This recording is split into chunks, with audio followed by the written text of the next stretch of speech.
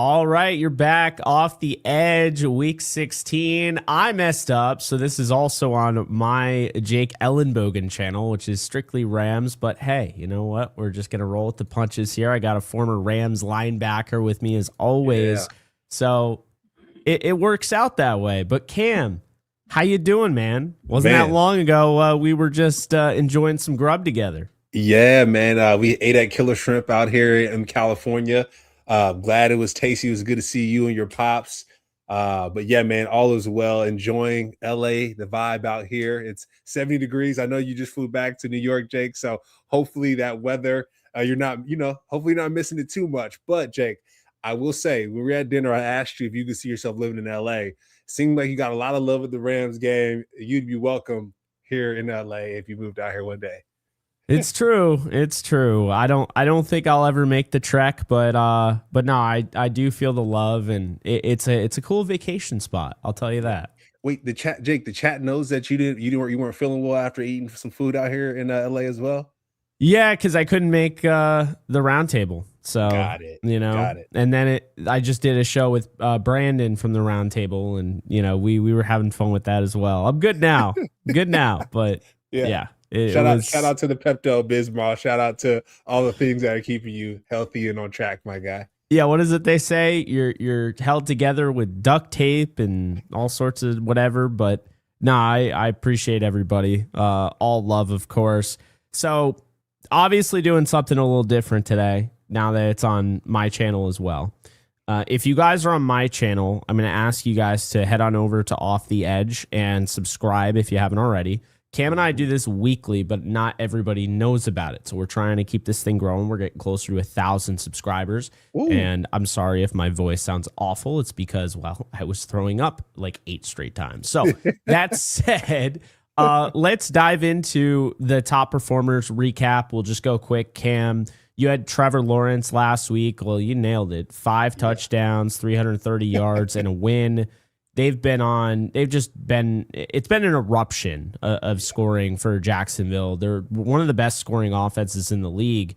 Shout out to Liam, Jake. He might be coach of the year, him and Ben Johnson, the way that they're turning these horrible organizations around. Not horrible, Jake, but historically they've been not good. Well, not horrible, Jake, but what comes after horrible? I had Matthew Stafford. I'm still going to say he was the top performer. 366 yards, which was second on the slate behind Kirk Cousins. Insanity. We were wrong. What is happening? We were wrong about Grandpa Kirk. we were wrong. We retired him too soon. 2 touchdowns for Stafford and a win against his former team. Travis Etienne was one of yours. He had 3 receiving touchdowns. It's funny, Cam, I went back and I looked at the box score and I was like, why did Cam say to highlight him as a top performer? He barely ran, and I saw, 3 receiving touchdowns, 100 plus total yards. He was crazy. The Clemson connection, man, still there, alive and well. And I have him on fantasy too. That's why, Jake. That's why I went to the ATM. I see you. Hey, I mean, 3 touchdowns. It doesn't happen very often. And Nick Eamon-Worry, or Demon Worry, depending on where you're coming from there. He had 2 pressures, a sack, 6 defensive stops, and a sub 60 targeted passer rating. Allowed 2 of 4 catches for only 3 yards. So, just an incredible performance there. Against Phillip Rivers in Indianapolis. Rams have to circle him this week, Jake, for sure. That's why I put him on last week. I mentioned it because we got to watch out for the ballers, and he's a baller as a rookie. Oh, absolutely. And then now, top performers, Cam. I'll go quick here. Quarterback Bryce Young taking on the Buccaneers. Ooh. Sorry, the Buccaneers are giving up way too much through the air. Bryce Young's at home. They're a different animal at home. They need this win. This is for the division, and I think Bryce Young is going to step up in a big way in front of the home crowd. Running back Jahmyr Gibbs versus the Steelers. Jahmyr Gibbs doesn't have back-to-back bad games. He was bad against the Rams. He couldn't do anything. They make every back bad, though. Saquon, Derrick Henry, it doesn't matter. Exactly. It doesn't matter what you think type deal, right? Yeah. So Jahmyr Gibbs, I think he's going to run just all over the Steelers defense. I don't think it's going to be remotely close. Plus, it's at Ford Field, which is always a big deal. Wide receiver is going to surprise you, though. I'm going to go with the rookie out of Missouri. Luther Burden III against the Packers. I'm thinking big game for him. The Packers are not 100%. No Micah Parsons means basically Caleb Williams is going to be able to run around all day in that pocket. Yeah. And I feel like on the move, Luther Burden, who's been getting more targets lately, 7 targets, 6 catches this past game. I think he's going to have a huge game. I mean, talking 120 plus yards, 2 touchdowns against the Packers. Luther Burden III is my wide receiver. And to wrap it up for me, defensive top performer this week will be Will Anderson Jr., lame as hell, one of the best pass rushers in the league. You could pick him every week. But you picked him early in the year, Jake. You picked him before he started. That's true. Yeah, you picked him early. That's true. He's going up against Stone Forsythe, and he's been horrendous in Vegas. I'm sorry, Stone, but yeah, your foresight is that Stone's going to get stoned this week. It's going to be a long day. Sorry, Stone. Oh man, Stone taking shots. All right, what you got, Cam? Yeah, so Jake, for this week, I went with Trevor Lawrence last week, and it was a little bit like, wait, Trevor Lawrence, but I saw they were playing the Jets. I saw they're going to start heating up, and I doubled down with Travis. So this week, Jake, I'm going to go with someone who's unlikely, but JJ McCarthy. The way he performed against the Cowboys, I was like, JJ, Cam, are you really going to do that on this show? But then I look back at his previous performance against the Commanders. He balled out, had 3 touchdowns. Against the Cowboys, he had 2 touchdowns and 1 pick, but he ended up pulling that one off, and it was daggone impressive. And I was talking mess, Jake. I was at Top Golf in LA, and I was like, JJ McCarthy, are we really watching this right now at Top Golf? It's cold. Why are we wasting our time? Little do we know, he pulls it off. He wins that game. So, JJ, got to show you some respect, my guy. And that's why I have you as my top performer this week against the Giants. So, that'll be a good one, and I'm going to stay with the same team, Jake. I did this last week. I'm going to go Andrew Van Ginkel. I went Jaguars last week, and I'm going to go offense and defensive player this week with Andrew. Against the Commanders, he had 12 tackles, 1 pick. Cowboys, only 4 tackles. So he has the Giants this week, so I'd imagine he'll start picking that up a little bit with the sacks, with the interceptions. He's been dynamic all year. Staying on the defensive side, Jake, I'm going with Devin White, former Buccaneer. I know he went to the Eagles. Now he's with the Raiders. The Raiders aren't doing well, but one thing I do know is that Devin White is a tackling machine. Week 14, he had 13 tackles. Week 15, he had 16. So daggone impressive. He has the Texans this week, so he's going to have his hands full, right? And so I'm going to keep my eye out for Devin White to ball out and do his thing. But tackle king, I think he's leading the NFL in tackles right now. So he's crushing it. And then finally with my running back, Jake, and I saw someone jump in the chat here about someone just said JJ stinks. Well, he does, but I think this week he won't. But B Rich mentioned in the chat the Seattle game that is going to be raining. And so this week, Jake, for my offensive player, I have Blake Corum. Blake Corum starting behind Kyron Williams. It could be tough, right? Woe is me. What does that look like? No. Blake Corum, this past week, had 1 touchdown, 71 yards. And the week before that, he had 2 touchdowns and 128 yards. So Blake Corum, he's starting to just peak a little bit, Jake. We're starting to see that Michigan's finest running back. And we have the Seattle Seahawks this week, who give up some running yards, Jake. They give up some running yards, and I think this would be a good matchup. And then finally, I got Kyle Pitts. Jake, just the way he embarrassed my Buccaneers last week, like, I just got to pay respect, dog. He had 3 touchdowns in the air. He was pushing off Levante Davis, scoring touchdowns. I mean, he put up an insane performance, and so I got to tip my cap off to a guy like Kyle Pitts, 100 and so yards receiving, 3 touchdowns. I mean, what a guy. So those are my top performers for this week, Jake. What you think? Yeah, I like him, man. Kyle Pitts, man, I don't. Was that the end of the Buccaneers' candidacy to win the division? I don't know. I guess we'll find out because, I mean, the Panthers don't want to win it either. They lost to freaking Tyler Shuck and the Saints. So Tyler Shuck, it's Shuck time. I mean, like, he has Gunna shouting him out. You know what I mean? Like, he's starting to pick up some swag too. So yeah, it's NFC South is kind of weird right now. It be like that, man. Well. Not going to waste any time. We're going to dive right into Thursday night football. We have the 11-3 Los Angeles Rams taking on the 11-3 Seattle Seahawks. Huge game, Cam. Man, this is going to be a fun one. What are you thinking? What am I thinking this game? Well, the Rams, we snuck away with one last time we played them. So I want to say that. So I know when it comes to that Seahawks team, I know they're going to be licking their chops because this is for the division. This is for all the marbles. We won last week against the Lions. Quick turnaround. I know we talked about on the show last time.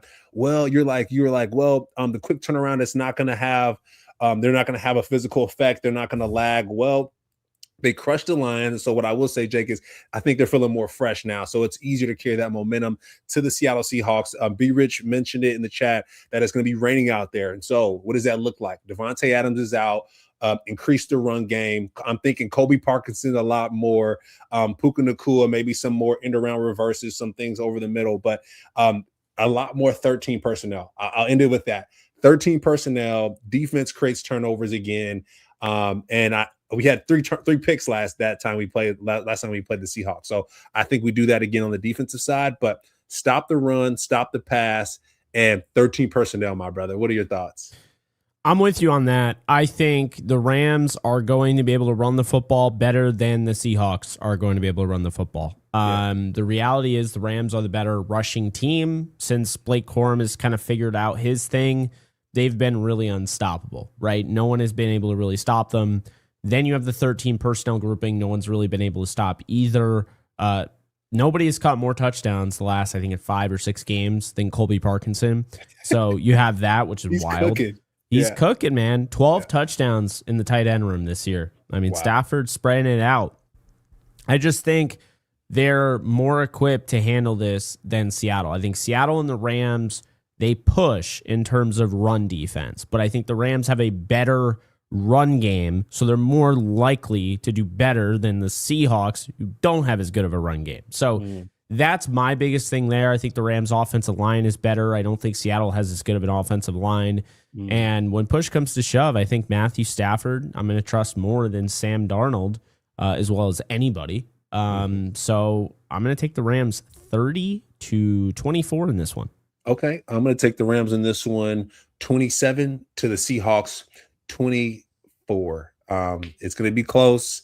Yeah, man, it's going to be a good game. I think this is game of the week for sure. This is game of the week. Oh, yeah. I mean, anytime you get 2 11-win teams this late in the year on a Thursday night, that's insane. Yeah. One thing I'll also add, Seattle's red zone offense is what is kind of scaring me. They're middle of the pack, whereas the Rams are pretty much the hottest red zone offense in the league right now. So, that matters. Yes, and Rashid Shaheed, I said this last time we played the Seahawks, the Rams did. I'm gonna say it again. Rashid Shaheed got them in field goal position to barely beat the Colts, and so he's wearing number 22 again. Rams, watch out for him because he's someone that's really sneaky, and he hasn't had that breakout game yet. But let's not make it this week against the Rams. No, let's not make it that. Saturday, we got some football. How about that? The game no one cared about or wanted. The Eagles taking on the Commanders. The Commanders are done. Yeah. The Eagles are, I mean, I guess if you're watching for the Eagles. You're an Eagles fan or you're a Cowboys fan.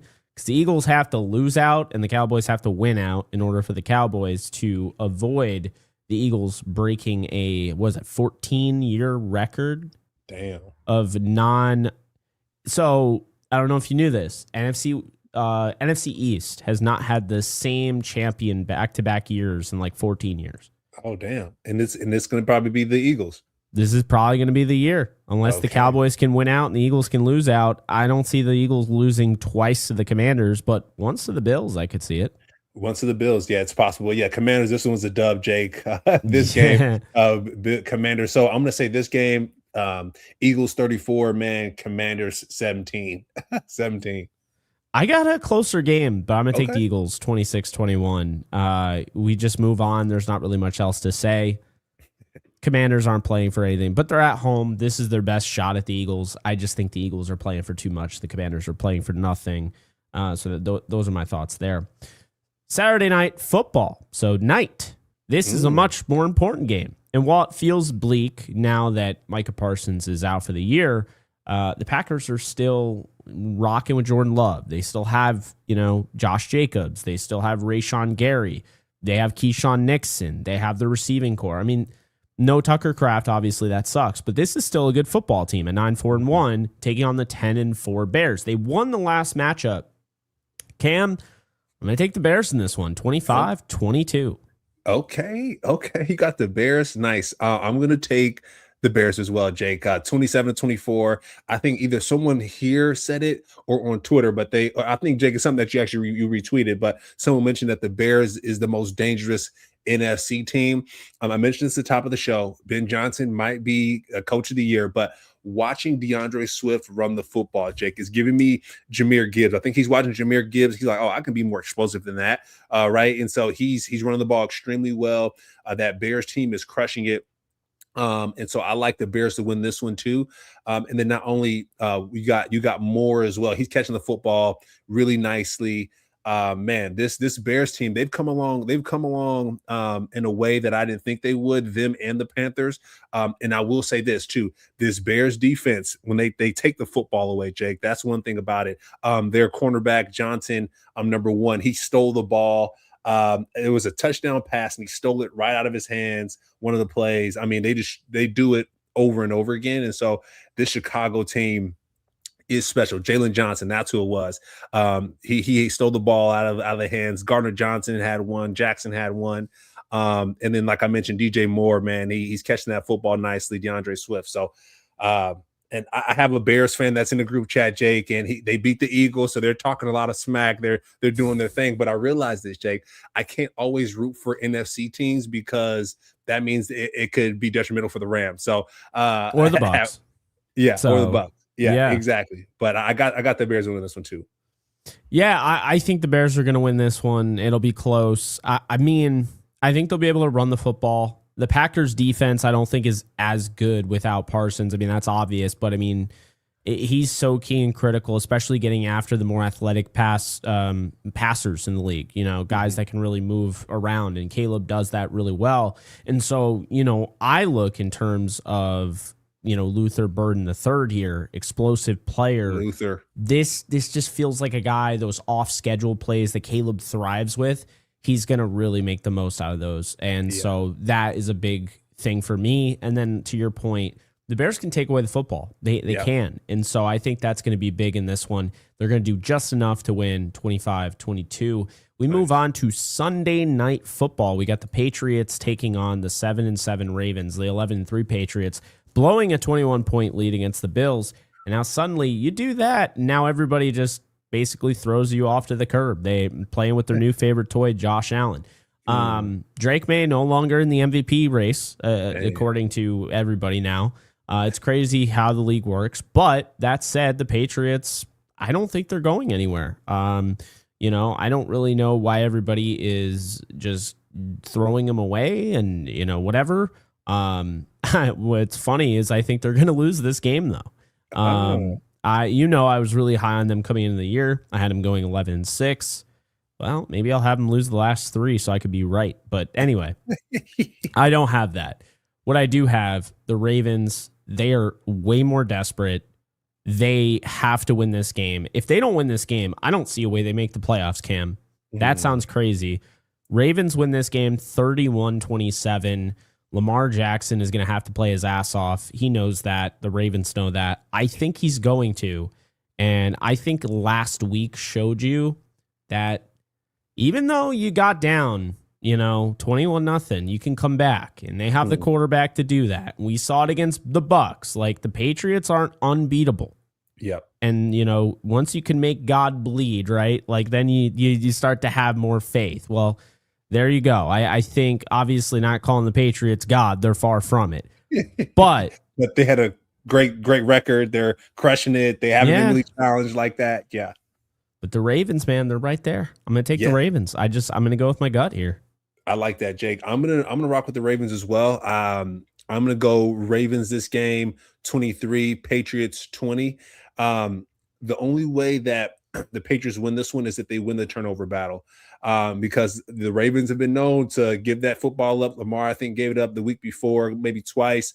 Zay Flowers had a bobble pass and it was picked against the Bengals. So But I think, Jake, the Ravens are turning it up a little bit. They're just cranking it up. I think that defense knows that they need to do better. They got Lamar Jackson on the other side. He's frustrated. Derrick Henry's running the ball really well, 100 yards last game. So I think that's important. And I think one other play that was really cool, Kyle Van Noy had a nice little pitch back for a return for a touchdown. So I think with that momentum, they'll carry that into this game. I would say that the Patriots are going to, be pissed off from last week. Jake, I think they were up like 28 to something at halftime, and then the score just flipped. Josh Allen came back and did his thing. So Bills found the blood in the water. I think Lamar Jackson and the Ravens will do the same thing. So they find that win over the Patriots. And Jake, the Patriots, they've been cruising pretty much all year. I think they had top 5 easiest calendar, easiest schedule in the NFL. So I think these games are getting them ready for the playoffs, but I think they take the L this week. And what I will say though, too, finally, is Travion Henderson, though, he is running the football like no one's business. So if the Ravens want to win, they need to stop him too. Yeah, it all comes out in the wash, right? We'll see. I mean, we've got the Broncos coming up here in a little bit to talk about them. They've had it easy. Their strength of schedule below 400. Same with the Patriots. Can't even believe it's 2025 and we have strength of schedules below 400. That's absolutely insane to me. But we move on to the last primetime game. Then we get into our premier games and then the rest, which, it is what it is. Monday Night Football. We got the 10-4 49ers taking on the 8-6 desperate Grandpa Phil-led Indianapolis Colts. Shout out to Phillip Rivers and shout out to the people who clearly never watched Phillip Rivers when he played because they're acting like this dude, looked like he couldn't throw. Hate to break it to you, that's how Phillip Rivers has always thrown the football. So he has always had that weird shot put, very unorthodox throwing motion. You can just tell, Cam, who has been watching him all these years and who never saw him. Because it was very telling to see the way people were reacting to his throwing motion. Yeah, it's just a little grandpa-ish. And his feet, what I will say, though, his feet looked a little bit more sped up. He did look a little bit more nervous. And that's fair, though, right? You're going against the Seattle Seahawks. Yeah. Who they gave the Seattle Seahawks a run for their money, Jake. I mean, they almost had that game. It just the Seattle Seahawks have a great kicker who just happened to kick the ball to the uprights, when they needed it. But the way he stepped in, Phillip Rivers stepped in, scored a touchdown off of a turnover, and kept that team in the game against a great Seattle team was awesome to see. And what I will say, though, is after watching that game, Sam Darnold can get rattled, right? If you hit him in the mouth, he fumbled, I believe it was, on one play, on one run he had. But if you hit Sam Darnold in the mouth, he will fold up. And so this Colts team, man, I think they have a chance to do something special, but I don't think it'll be this week against the 49ers. I think the Ricky Pearsall's back. I think the 49ers are cooking on all cylinders, man. I got the 49ers winning this one, Jake, 28 to the Colts 21. I had a hard time with this one. I'm actually going to do it. I'm going to pick the Colts. The Colts are desperate as hell. Okay. They're at Lucas Oil. That's the same spot. I know they're a different team, but they beat the Broncos earlier in the year. That same 12-2 Broncos team. I think the Colts, one thing that really hurt their chances, if they were able to run the football a little bit better, which they would have against pretty much any other team, virtually any other team. Except the Rams. They would have been able to win that game against Seattle. They would have held the ball a little bit longer, and Seattle doesn't have time to go down the field and kick the field goal. The 49ers are not going to defend the run anywhere near as well as Seattle did. They're just not. Yeah. Okay? So that's my biggest thing when I look at that.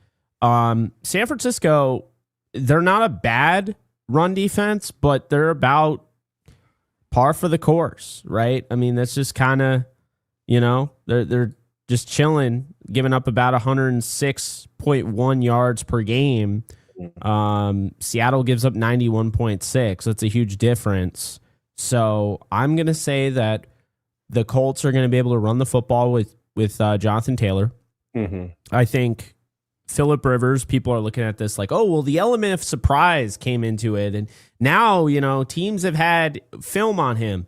That's true. But I could also say the other thing, and this is how I'm going to take this, Cam. He gets a full week of preparation now. Okay. he gets a full week of preparation. All right, I took my licks. I know what I'm dealing with. I'm concerned that Bernard Ryman might not play. They're banged up. They don't have DeForest Buckner. I don't know if he'll be back. I know he's eligible to come off IR, I believe, but I don't know if he'll be back. I am concerned by that. But I still think Jonathan Taylor, we were talking about him as a potential offensive player of the year. Okay, not that long ago. Yeah. You still got Steichen out there calling plays. I think they're going to do enough to beat the 49ers. And I'm not saying they're going to go to the playoffs, but this does give you a reason to watch, the rest of the season. Because I'm pretty sure they play both Jacksonville and the Texans to end the season. Yeah. So, and what I will say, control your destiny at that point. Yeah, my thing though, Jake, I don't know if they're producing enough offense. To be fair, I know it's his first week back. Oh, they're not. He's not. And someone in the chat asked, "Do you think Pittman will score?" Like, I don't know. I wouldn't bet on anybody to score in particular, unless it's Jonathan Taylor. Specifically, like, wouldn't bet, or maybe Tyler Warren, because you can give him a nice little dump pass in the red zone and have him score there. But the only way I think that the Colts really score, Jake, is if their defense puts them in position to score. Other than that, man, I don't know how much offense you're going to get. We're going to get some Brock Purdy turnovers. I mean, hey, I will say this. I was really impressed when I went back and I watched. I was really impressed to see how the Colts were able to pressure Sam Darnold. And that's one thing. Like, Phillip Rivers just went up against the best defense, arguably, in the league. Yeah. I am not impressed with the 49ers defense. Now, I understand they're banged up, but, like, they don't get any pressure, Cam. Well, what if Phil actually gets time to throw?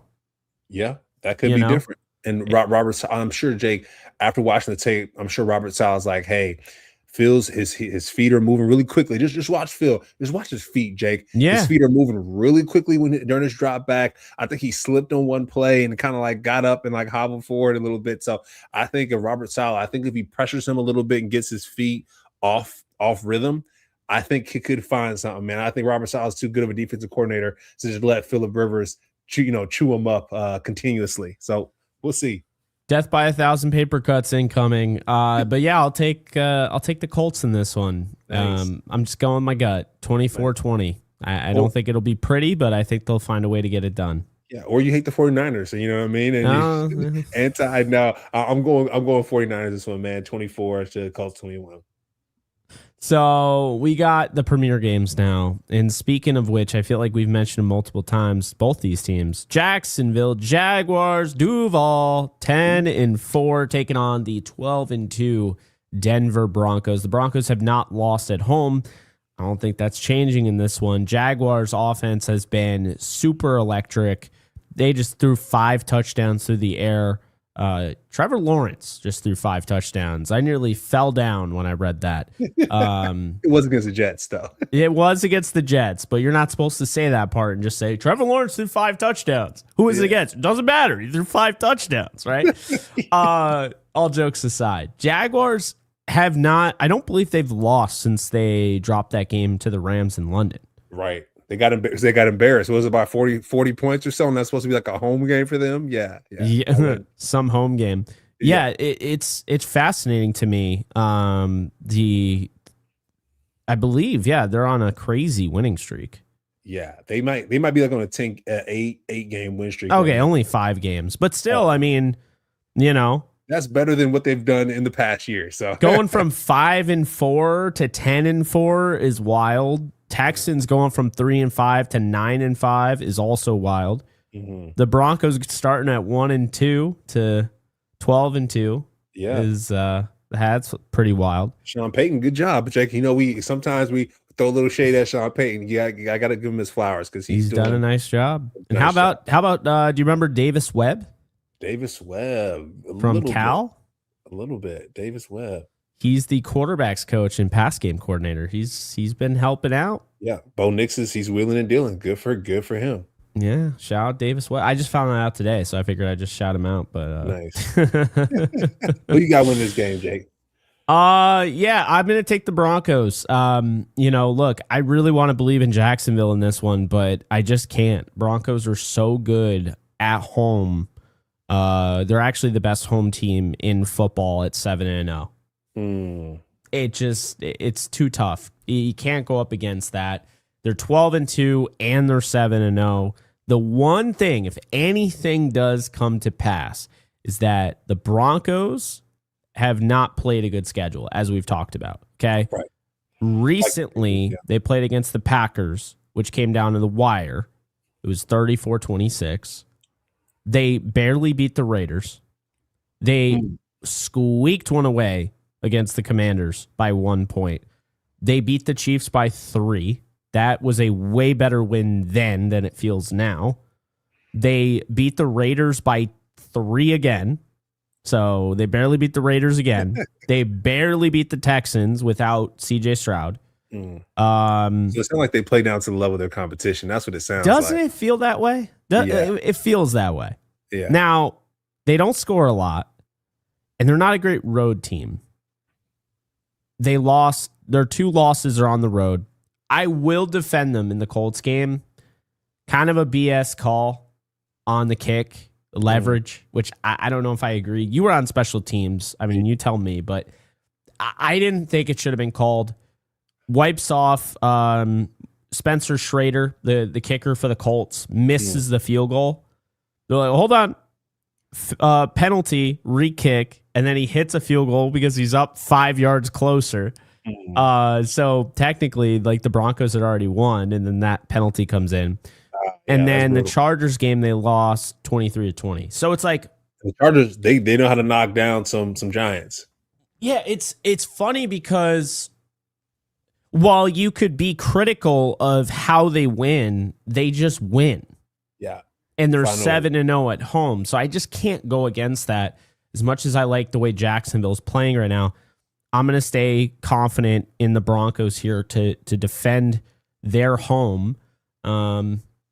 And I just, if push comes to shove and I have to go against Bo Nix or Trevor Lawrence, I think I'm taking Bo Nix. I don't like either of them, to be honest with you.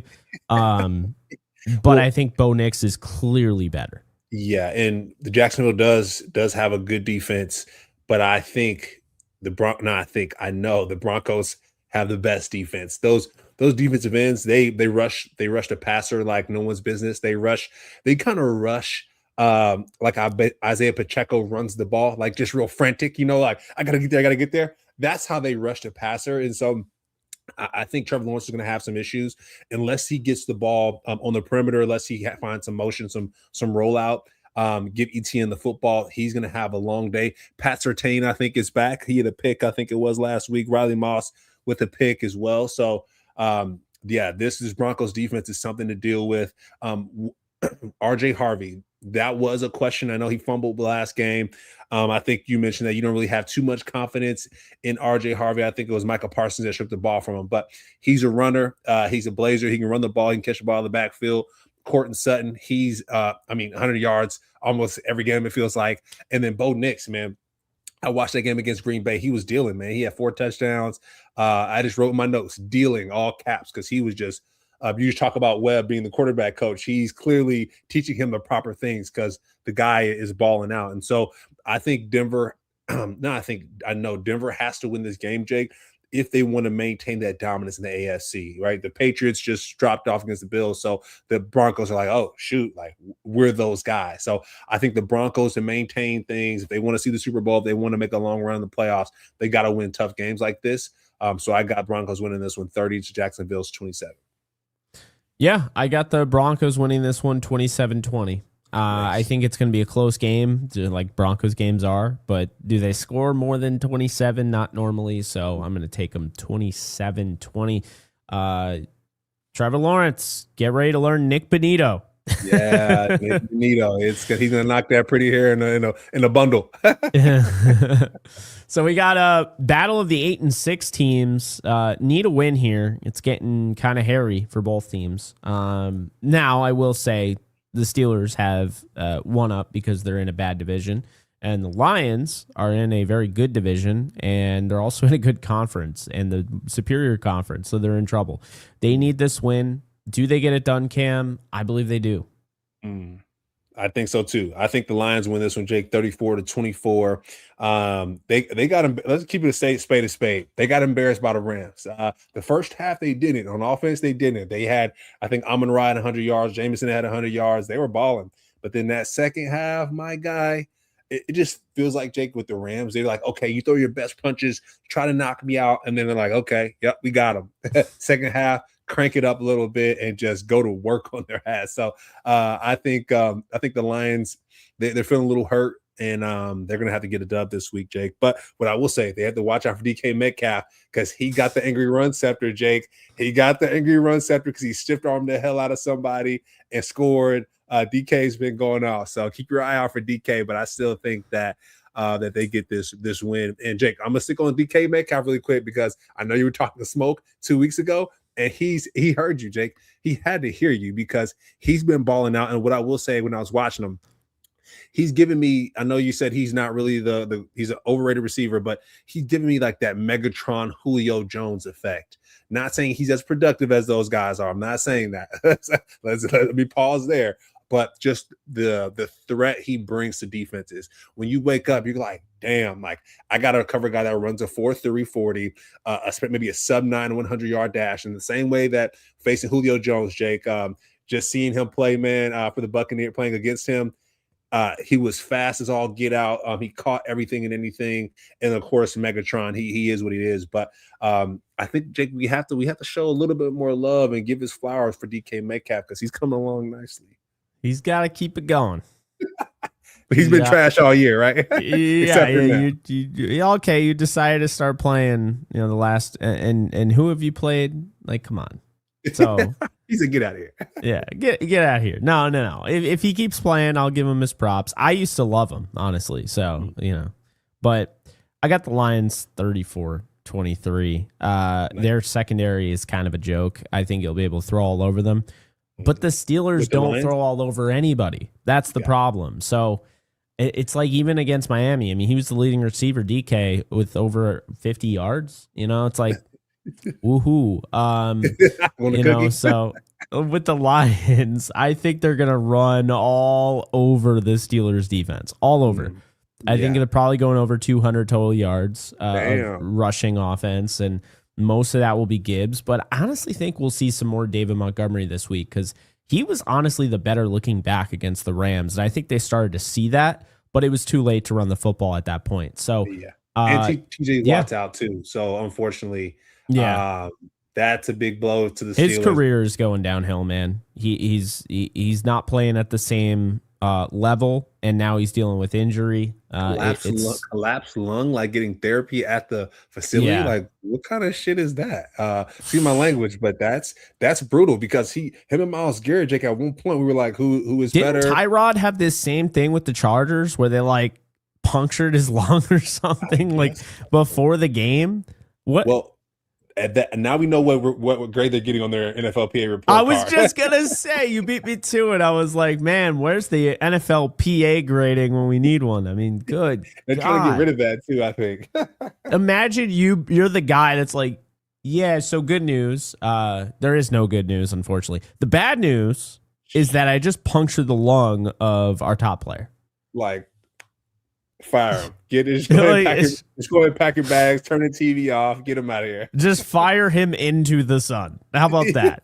Just like literally slingshot into the sun you go. Absolutely incredible and not in the right way.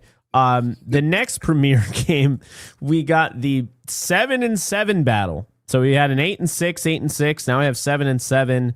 Your former team, the Buccaneers, taking on the Panthers. Panthers have a nice win on their resume against the Rams and the Packers. The Buccaneers, they had a really nice win on their resume beating the Seahawks, and it feels like it's all came crumbling down since. A lot of injuries, sure, but Baker doesn't look the same. The offense doesn't look the same.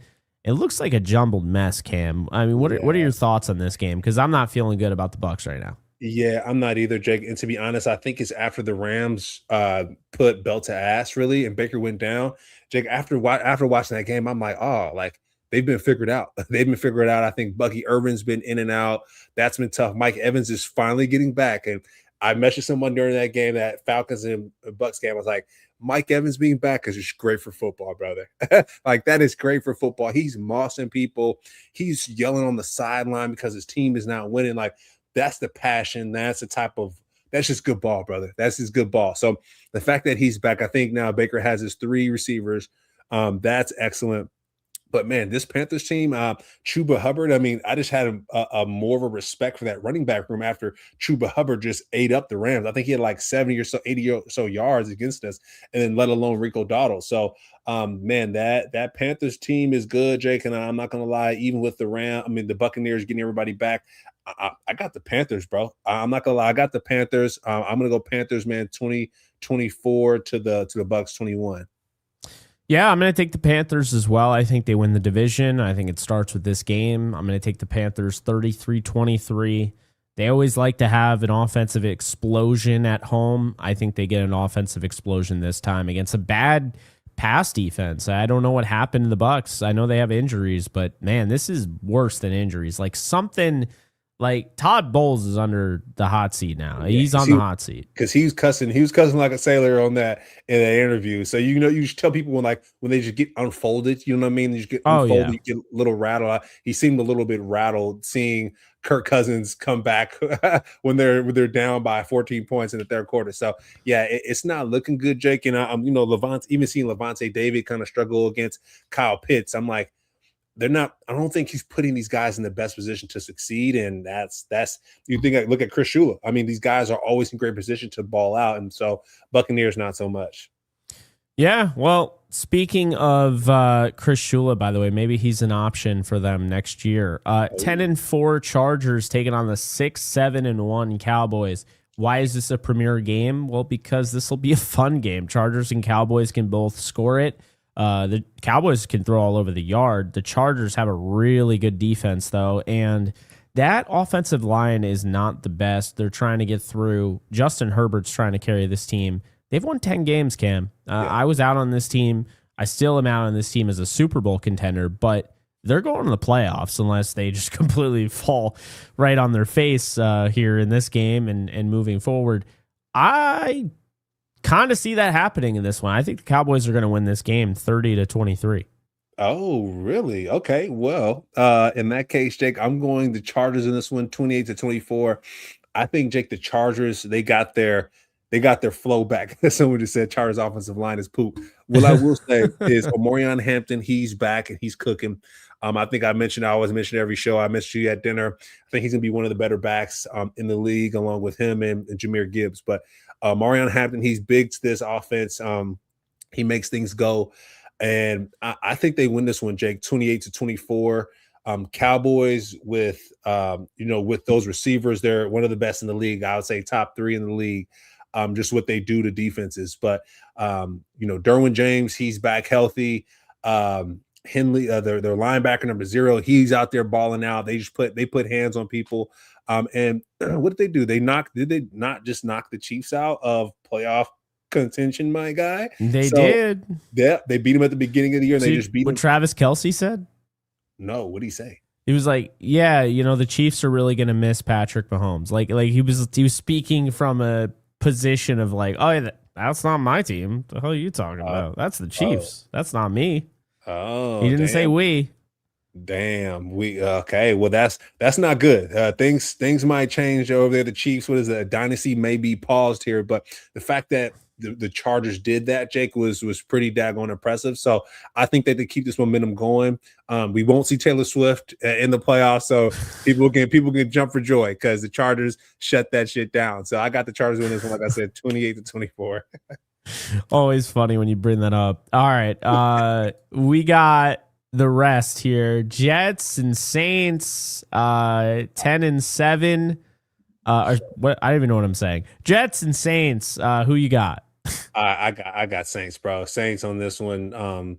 24 to Jets 10. Shuck time, brother. Shuck time, indeed. I got the Saints 20-7. Bills and Browns. I'll take the Bills 33-3. Yeah. Oh damn! I got Bills 34 to the Browns 7. Oh man.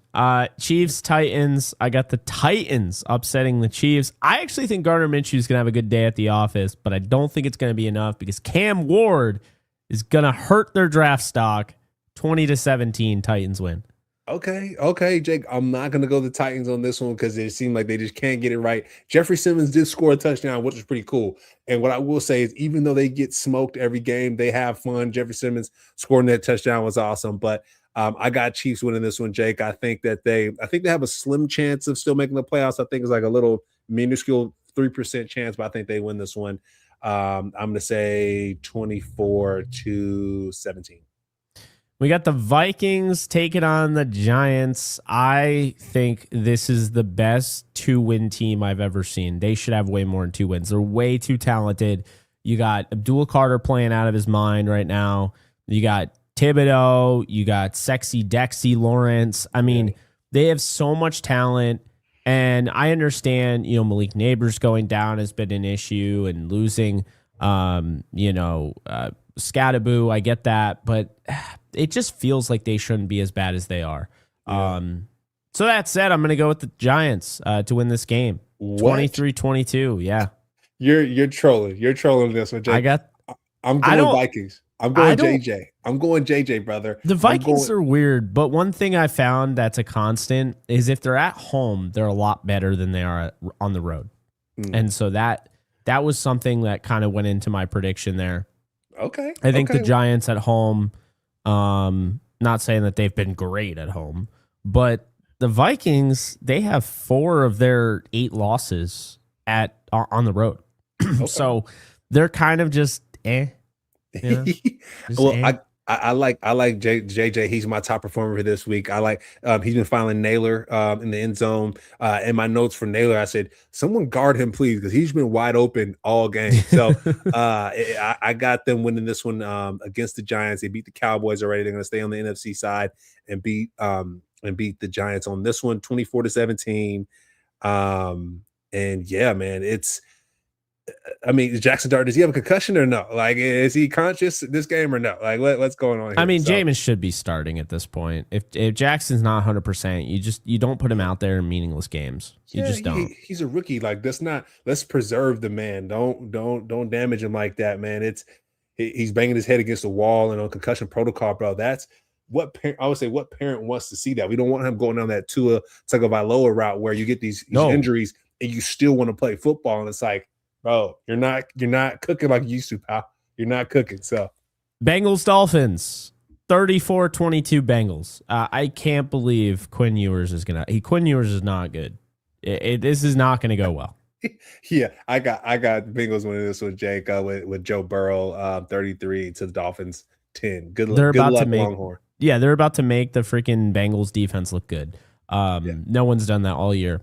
The Falcons and Cardinals. I'm going to take the Cardinals in an absolute shootout. Give me Jacoby Brissett, 42-34 Cardinals. Okay. I'm going Falcons on this one, Jake, because what they did to the Buccaneers, I'm going to go Falcons 33 to the Cardinals 30. Shootout, like you mentioned. Kyle Pitts is going to cook. Bijan's going to cook. I like it. And then the Raiders and Texans. No one is watching this game. Yeah.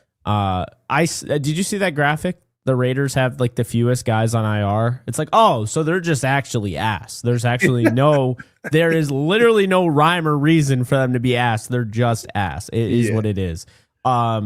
Raiders, Texans win 38-10. That defense is going to torment.